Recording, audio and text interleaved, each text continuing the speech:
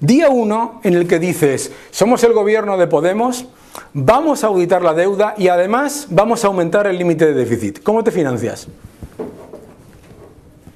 ¿Cómo te financias? Hombre, ¿cómo te financias? Lo primero que hay que plantear es que en este contexto es necesario ir dando pasos en un proceso de alianzas con otros países de la Unión Europea para que las reglas fundamentales de la Unión Europea sean modificadas. Para hacer default. ¿Para hacer default? No, ¿Sí? No, hablemos claro. No estoy diciendo eso, estoy hablando Día claro. 1, día 1. Me explico. ¿Sí? Lo que estoy diciendo es que en un contexto donde la Unión Europea nos ha maniatado, porque nos ha imposibilitado... eso no es democrático tampoco, bueno, la Unión Europea. Es una elección democrática que gobiernos anteriores que no vale. Han hecho, sí, no estoy cuestionando. Porque ha sido votada. Sí, ¿vale? Pero ¿me dejas hablar o no? Sí, ha sido votada y ha sido decidida en un proceso que me reconocerás que tiene un cierto déficit democrático, que es el proceso de las negociaciones intergubernamentales. Pero tú ibas a llegar a unas negociaciones intergubernamentales con otros países para hacer lo contrario. No, lo que estoy planteando es que en ese contexto, que no digo que sea antidemocrático, lo que estoy diciendo es que los contextos políticos se pueden modificar. Ah, sí. Y precisamente... Pero bien, ¿cómo te financias? ¿Cómo te financias? Día 1. Precisamente en ese contexto, una de las cuestiones que es necesario modificar es que el hecho de que el Banco Central Europeo sea una institución que tiene prohibido prestar a cualquier poder público, pero que puede prestar al sector privado, que puede prestar a la banca privada. ¿Por qué tiene prohibido prestar al poder público? Entre otras cosas, el balance del Banco Central Europeo... Los estatutos europeos impiden que el Banco Central Europeo financie directamente a los estados. Vamos a ver. Y entonces la deuda pública... Perdón, los 40.000 millones que ha comprado de deuda pública los ha comprado así de extranjis, así, ¡ay, qué me da! Me estás diciendo que el Banco... Los 40.000 millones que ha comprado de deuda pública... ¿El Banco Central Europeo permite monetizar la deuda? ¿Me estás diciendo que los 40.000 millones de deuda pública no los ha comprado? ¿No ha comprado deuda pública el Banco Central Europeo? Por favor, dime. Sí, ha comprado. Claro. Entonces, vamos, Daniel, ¿qué ha pasado? Así es muy complicado discutir. El Banco Central Europeo, y lo sabes, ha puesto en marcha una política de compra de bonos en el mercado secundario. ¿Y? Eso es distinto, y lo sabes, o como economista deberías saberlo, a el planteamiento de que avancemos hacia una Unión Europea en donde el Banco Central Europeo puede hacer lo que hizo desde el principio la Reserva Federal. La Reserva Federal no hace eso. La Reserva Federal, como tú sabes, es privada. La Reserva Federal, como tú sabes o deberías saber, responde directamente al Congreso. Sí, ¿Es el Congreso? ¿Pero es privada o no es privada? Sí, ¿entonces? Pero responde directamente al Congreso. Es el Congreso quien determina la política económica de la Reserva Federal. El Congreso, por eso hace la presidenta o el presidente de la Reserva Federal cosas distintas a las que pide el presidente o el Congreso. El mandato de la Reserva Federal depende del Congreso, lo sabes o deberías saberlo. A diferencia del mandato del Banco Central Europeo, que no depende en última instancia del Parlamento. El mandato del Banco Central Europeo, día 1. Dime qué ocurre.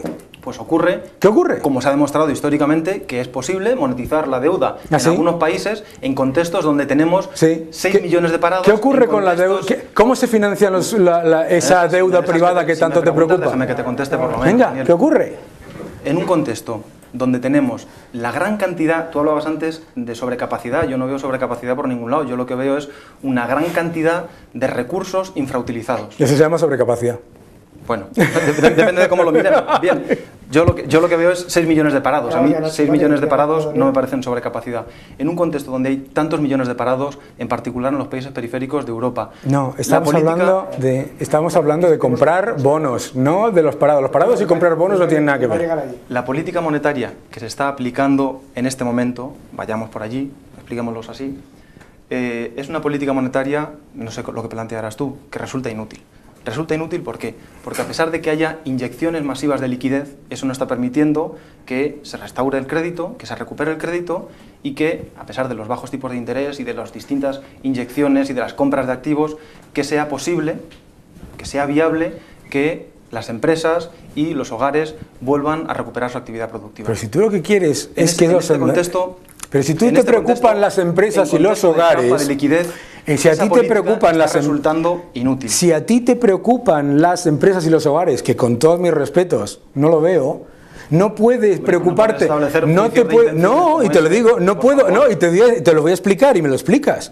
¿Sabes por qué no lo veo? El día 1 en el que decidas hacer la auditoría de la deuda y te financies el sector público con y se financie el sector público con eternas recompras de bonos por parte de un supuesto, de un banco central llámalo tú democrático, ¿se oye?